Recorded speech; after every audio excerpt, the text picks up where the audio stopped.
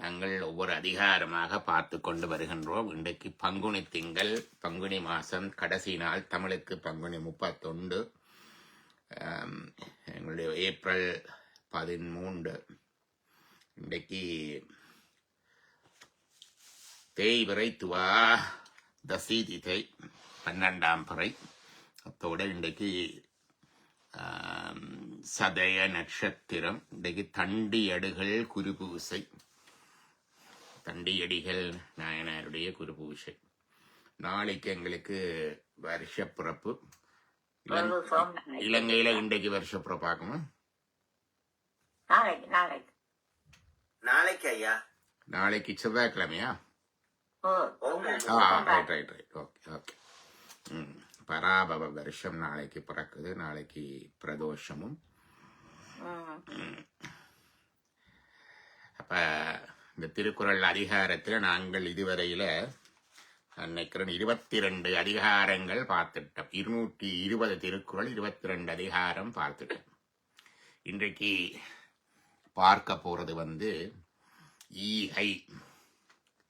ஈகை என்ற அதிகாரத்தை பார்க்க போகிறோம். அதுக்கு நான் இதில் எடுத்துட்டு ஷேர் பண்ணுறேன். நான் உங்களுக்கு நீங்களும் பார்த்து படித்தா தான் நல்லா இருக்கும். அது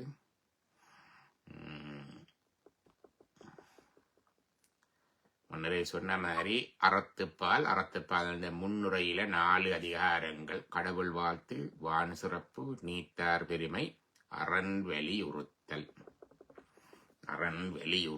நீத்தார் பெருமையை பல பேர் அது துறவிகளை பற்றி சொன்னது அண்டெல்லாம் சொல்ற. அது துறவிகளை பற்றி சொன்னதில்லை. அந்தனர் என்போர் அறவோர் என்று சொன்னபடியினால் அது துறவிகளுக்கு சொன்னது அல்ல.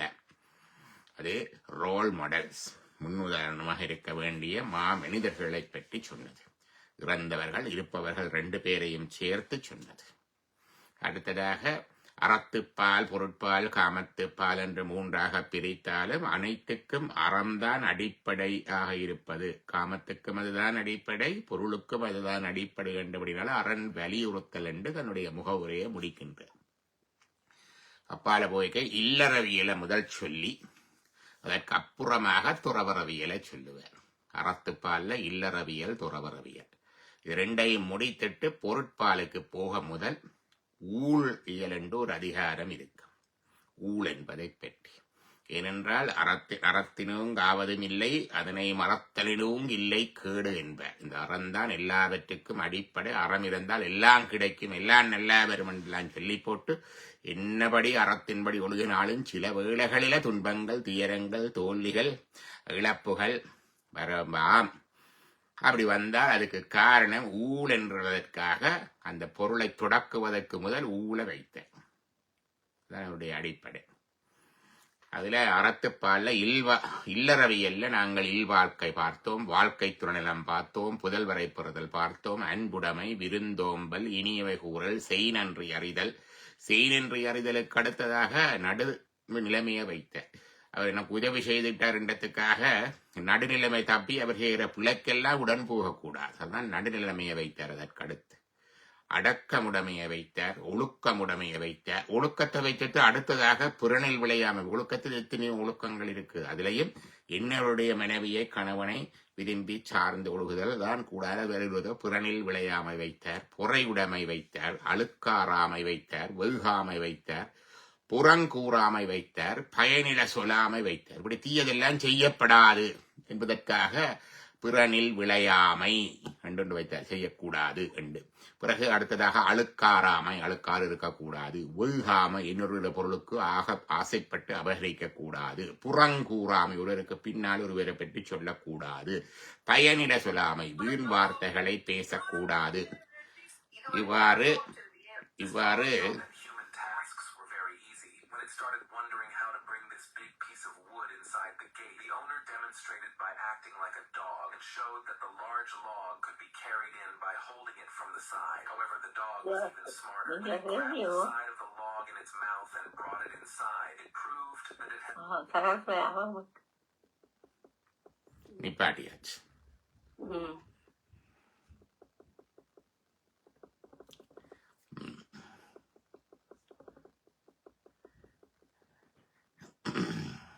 தீவினை அச்சம். தீவினை அச்சம். இங்க எப்படி எல்லாம் சத்தம் போடுறதுக்கு அச்சம் இல்லைன்னு.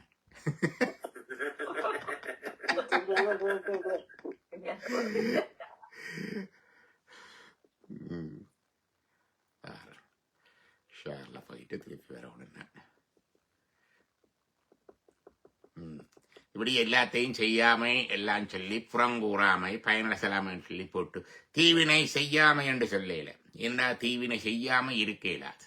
இங்க பாருங்க, என்னதான் சச்சங்கத்துல வந்து எத்தனை வருஷம் இருந்து வாய்களிய கத்தி கத்தி பாடினாலும் அதை போட்டுட்டு ரேடியோ போட்டுட்டு ஓடி போடுறதா இருக்கிறோம். அப்ப தீவினை செய்யாம இருக்க இயலாது. ஆனபடினால அது வரும். சொல்லுறவரும் செய்வார், கேட்கிறவரும் செய்வார், எல்லாருக்கும் வருவானோட. ஆனா அதுக்கு ஒரு பயம் இருக்கணும், அப்படி செய்யக்கூடாது. அதான் தீவினை அச்சம் கண்டு வைத்தார். தீவினை அச்சம் கண்டு வைத்தார்.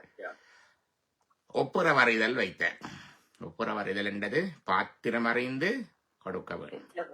பாத்திரம் அறிந்து கொடுக்க வேணும் என்றதை வச்சு போட்டு அடுத்ததா ஈகை வைத்தார். பாருங்க, கொடுக்கறதுக்கு ஒப்புரவறிய வேணும் என்று சொல்லி போட்டுத்தான் ஈகை வைக்கிறார். சும்மா பகிர வேணும், ஆனா எல்லாருக்கும் சும்மா கொட்டி சிந்தப்படாது என்ற மாதிரியாக வைத்து ஈகையை வைக்கிறார். இன்றைக்கு ஈகையை பற்றி நாங்கள் பார்க்க போறோம். ஈகை என்றால் தெரியும், இன்னொருவருக்கு கொடுக்கிறது, சரிட்டி உண்டு. படிங்க பாப்போம். வரியார்க்கு ஒன்று ஈவதே ஈகை, மற்றெல்லாம் குறியெதிர்ப்பை நீர துடைத்து. வரியார்க்கு ஒன்று ஈவதே ஈகை. நாங்கள் அண்ணனுக்கு கொடுக்கிறோம், மச்சானுக்கு கொடுக்கிறோம், தம்பிக்கு கொடுக்கிறோம். டாக்டர் என்று டாக்டருக்கு கொண்டு வந்து கொடுக்கறது, பெரிய வேட்டை கொடுத்தா இன்னொரு உபகாரம் பெறலாம் என்று கொடுக்கறது, பர்த்டேக்கு கொண்டே கொடுக்கறது, கல்யாண வீட்டுக்கு கொண்டே கொடுக்கறது, சாமத்திய வீட்டுக்கு கொண்டே கொடுக்கறது என்று நல்லா கொடுக்கிறோம் நாங்கள். ஆனா அது ஒன்றும் ஈகை அல்ல. அதெல்லாம் அவையினுடைய ஒரு எதிர்பார்ப்பை கருதி கொடுப்பது. இவருக்கு போனா இவர் கொஞ்சம் உதவி செய்வார், இவர் கொஞ்சம் பார்த்து கொள்ளுவார், இவருக்கு பின்னால் ஏதாவது கிடைக்கும் அப்படி என்றதுக்காக அதுதான் நாங்கள் செய்கிறது. அது அல்ல ஈகை. இல்லாதவர்களுக்கு கொடுப்பதுதான் ஈகை. வறியார்க்கு ஒன்று ஈவதே ஈகை, மற்ற எல்லாம் குறியெதிர்ப்பை நீரதுடைத்து. குறியெதிர்ப்பை என்ற ஒரு எதிர்பார்ப்பை வைத்து கொடுக்கிறது. எங்களுக்கு ஒரு பாரம்பரியம் இருக்கு. கல்யாண வீட்டுக்கு போனால் வைப்பம், அது இருந்து என்ன ஒரு 1000 ரூபா வைப்பம். பிறகு கொஞ்ச காலத்துல எங்கட வீட்டு கல்யாணத்துக்கு வந்தால் எப்படி வைக்கணும், அவர் 1000 வைக்கணும், 1100. அது என்னன்னா அது மேட்சிங் த இன்ஃபிளேஷன். இந்த பணவீக்கத்தால பணத்தின் மதிப்பு குறைஞ்சிருந்தார். அதை வச்சு ஒரு 1200 1000. அவர் திருப்பி வரைக்கும் அதை விட கூட வைப்பார். இப்படித்தான் எங்களுடைய இது. அது ஒரு ஒரு சோஷியல் நெட்வொர்க். அது நல்லது. ஆனா அது ஈகை அல்ல. அங்க கொடுப்பது வந்து இல்லாதவர்களுக்கு கொடுப்பது, எதிர்பாராமை கொடுப்பது, அதுதான் ஈகை என்று சொன்னேன். அது முதலாவது. இரண்டாவது, நல்லாறு எனினும் கொளல் தீது மேலுலகம் இல்லெனினும் ஈதலே நன்று. இது வந்து புறநானூறுல ஒன்று இருக்கு.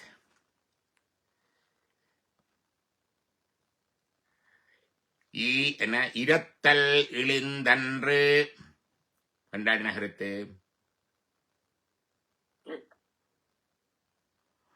வவ்வையார் சொன்னார், ஏற்பது இகழ்ச்சி. ஏற்பது இகழ்ச்சி என்ற என்ன கருத்து? என்னது ஏற்பது இகழ்ச்சி?